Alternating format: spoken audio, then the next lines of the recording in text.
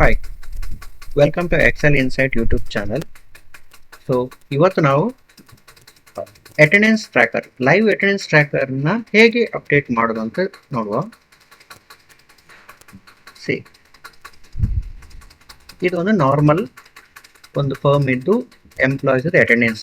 Okay, so ಇಲ್ಲಿ P ಅಂದರೆ present ಅಂತ ಇರುತ್ತೆ, ಲೀವ್ ಎಲ್ ಅಂದರೆ ಅಪ್ರೂವ್ಡ್ ಲೀವ್, ಡಬ್ಲ್ಯೂ ಅಂದರೆ week off, and A B ಏನಿದೆ ಅದು LOP ಆಬ್ಸೆಂಟ್. ಓಕೆ, ಸೊ ನಿಮಗೆ ನಿನ್ನೆದು ಕ್ಲಾಸಲ್ಲಿ ನಾವು ಹೇಳಿರುವ ಹಾಗೆ ಕಂಡೀಷನಲ್ ಫಾರ್ಮ್ಯಾಟ್ ಬಗ್ಗೆ ನಾನು ಅಗೇನ್ ಎಕ್ಸ್ಪ್ಲೇನ್ ಮಾಡಲ್ಲ. ಇದು ಸಿಂಪಲ್ ಇರುತ್ತೆ.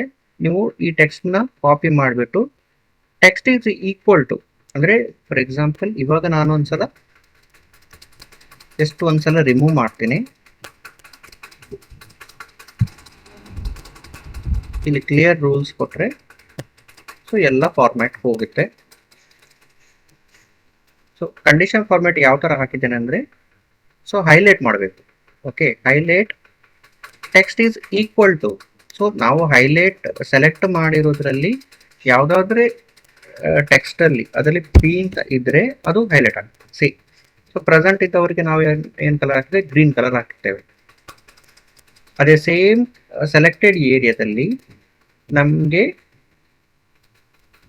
Text is equal to WO ಅಂದರೆ ವೀಕ್ ಆಫ್ ಯಾರ್ದಿದೆ ಸೊ ಅವರಿಗೆ ನಾವೊಂದು ಸಪ್ರೇಟ್ ಕಲರ್ ಹಾಕುವ.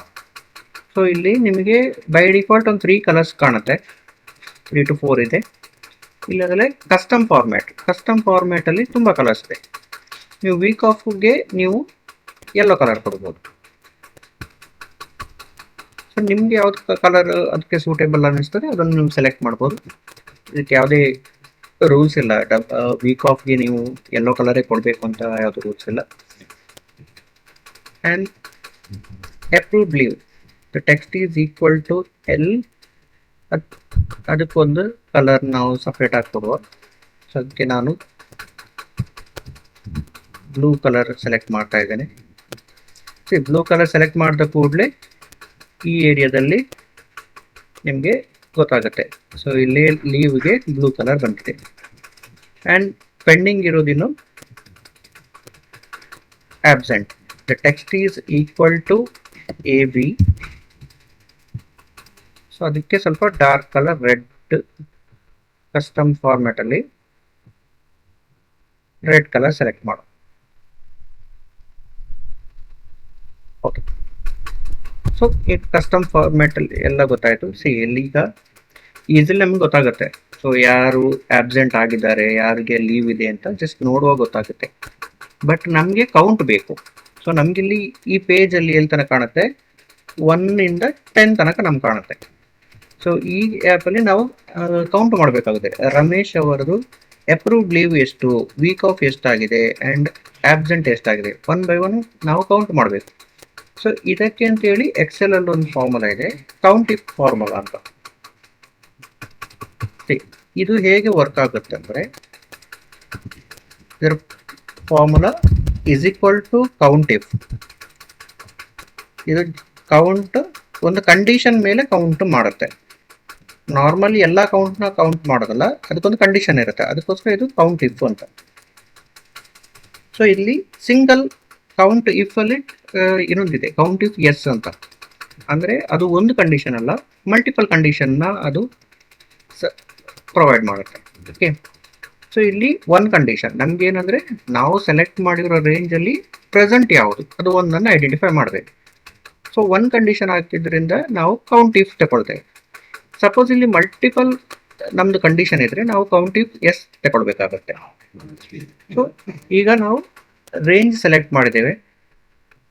ಈಗ ನಮ್ಮದು ಕಂಡೀಷನ್ ಏನು, ನಾವು ಸೆಲೆಕ್ಟ್ ಮಾಡಿರೋ ರೇಂಜಲ್ಲಿ ಪಿ ಅಂದರೆ ಪ್ರೆಸೆಂಟ್ ಎಷ್ಟಿದೆ ಅಂತ. ಸೊ ಅದನ್ನು ನಾವು ಡಬಲ್ ಕೋಟಲ್ಲಿ ನಾವು ಪಿ ಅಂತ ಎಂಟರ್ ಮಾಡಿ ನಾವು ಬ್ರ್ಯಾಕೆಟ್ ಕ್ಲೋಸ್ ಮಾಡ್ತೇವೆ. ಸಿ, ಇನ್ನೊಂದ್ಸಲ ಇಲ್ಲಿ ಚೆಕ್ ಮಾಡಿ, formula is equal to count if. So count if ಹಾಕಿದ ನಂತರ ಬ್ರ್ಯಾಕೆಟ್ ಓಪನ್ ಮಾಡಿ ನಮ್ಮದು ರೇಂಜ್ ಎಲ್ಲಿಂದ ಎಲ್ಲಿ ತನಕ ನಾವು ನಮಗೆ ಡಾಟಾ ರೇಂಜ್ ಬೇಕು ಅದನ್ನು ಸೆಲೆಕ್ಟ್ ಮಾಡಬೇಕು. ಆ ನಂತರ ಕಾಮಾ. ಓಕೆ, ಆ ನಂತರ ನಮ್ಮದು ಕಂಡೀಷನ್. ಓಕೆ, ಕಂಡೀಷನ್ ಹಾಕಿದ ನಂತರ ನಾವು ಎಂಟರ್ ಕೊಡಬೇಕು. ನಾವು ಸೆಲೆಕ್ಟ್ ಮಾಡಿರೋ ರೇಂಜಲ್ಲಿ 24 ಪ್ರೆಸೆಂಟ್ ಇದೆ. ಸೊ ಇದನ್ನೇ ನಾವು ಫಾರ್ಮುಲಾ ಡ್ರ್ಯಾಗ್ ಮಾಡಿದರೆ ಇದು ಎಲ್ಲ ಎಂಪ್ಲಾಯೀಸ್ಗೆ ಅಪ್ಲೈ ಆಗುತ್ತೆ. ಕೆಲವರು 24 ಇದೆ, 25 ಪ್ರೆಸೆಂಟ್ ಇದೆ.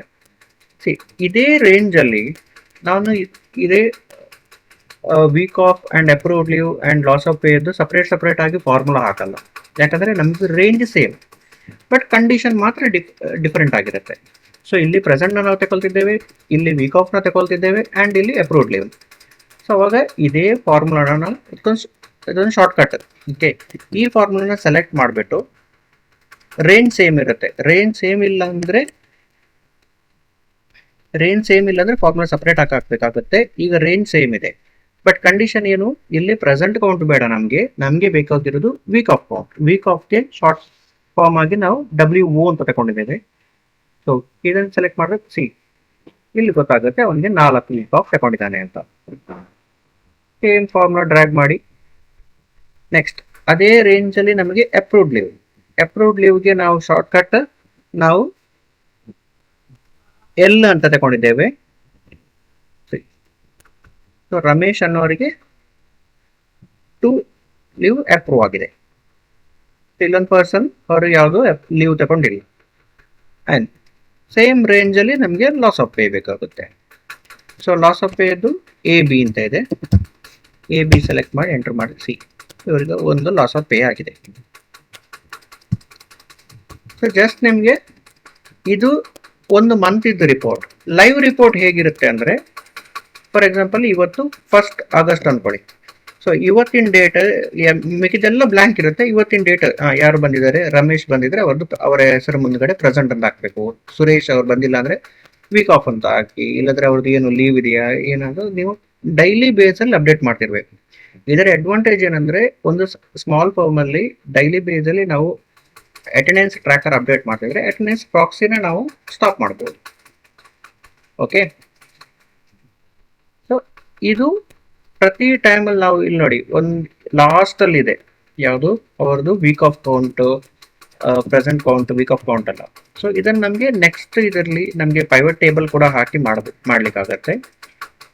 ಇದು ನಾವು ಎಂಪ್ಲಾಯ್ ವೈಸ್ ಅವರು ಈಗ ಅನಿಲ್ ಅಂತ ಹೇಳಿದ್ರೆ ಅವ್ರಿಗೆ ಟೋಟಲ್ ಎಷ್ಟು ಪ್ರೆಸೆಂಟ್ ಇದ್ದಾರೆ, ಎಷ್ಟು ವೀಕ್ ಆಫ್ ಇದೆ, ಎಷ್ಟು ಅಪ್ರೂವ್ಡ್ ಲೀವ್ ಎಲ್ಲ ಪೈವಟ್ ಟೇಬಲ್ ಹಾಕಿ ನೋಡ್ಲಿಕ್ಕಾಗತ್ತೆ. ಆ್ಯಂಡ್ ಅವ್ರದ್ದು ಎಕ್ಸ್ ಲುಕಪ್ ಹಾಕಿ ನಮಗೆ ಚೆಕ್ ಮಾಡಲಿಕ್ಕೂ ಕೂಡ ಆಗುತ್ತೆ. ಓಕೆ, ಸೊ ಇವತ್ತಿನ ವಿಡಿಯೋ ನಿಮಗೆ ಇಷ್ಟ ಆಗಿದ್ರೆ ಲೈಕ್ ಮಾಡಿ and don't forget to subscribe this channel. Thank you.